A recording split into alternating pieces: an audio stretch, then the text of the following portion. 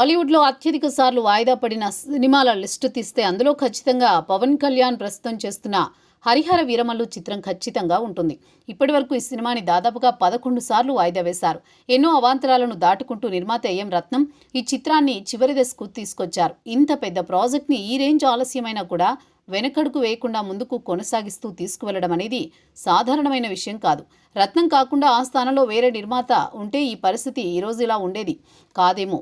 కానీ పవన్ కళ్యాణ్కు గొప్ప చారిత్రక విజయాన్ని అందించాలనే కసితో ఈ చిత్రాన్ని నిర్మించారు ఏఎం రత్నం. ఈ సినిమాకి దర్శకత్వం వహించిన డైరెక్టర్ క్రిష్ మధ్యలోనే వదిలి వెళ్లిపోవడం మూవీ టీంకి పెద్ద సవాల్గా మారింది.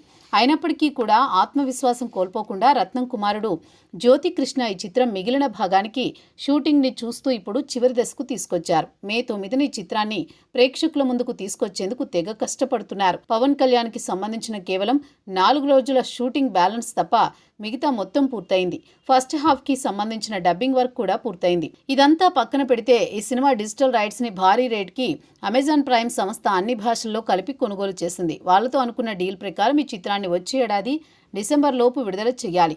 కానీ పవన్ కళ్యాణ్కు ఉన్నటువంటి పొలిటికల్ బిజీ కారణంగా ఈ సినిమాని వాయిదా వేయాల్సి వచ్చింది. అందుకుగాను అమెజాన్ ప్రైమ్ సంస్థకు చాలా వరకు సర్ది చెప్పుకోవాల్సి వచ్చింది. నిర్మాతలు సమ్మర్లో విడుదల చేస్తామని మాట కూడా ఇచ్చారు. అందుకే మార్చి 28న ఈ చిత్రాన్ని విడుదల చేస్తామని మేకర్స్ ముందుగా ప్రకటించారు. కానీ పవన్ బిజీగా ఉండడం వల్లే మే 9కి వాయిదా వేశారు. దీంతో విసుగెత్తిపోయిన అమెజాన్ ప్రైమ్ సంస్థ మూవీ టీంకి హెచ్చరికలు జారీ చేస్తూ ఉత్తర్వులు రాసిందట.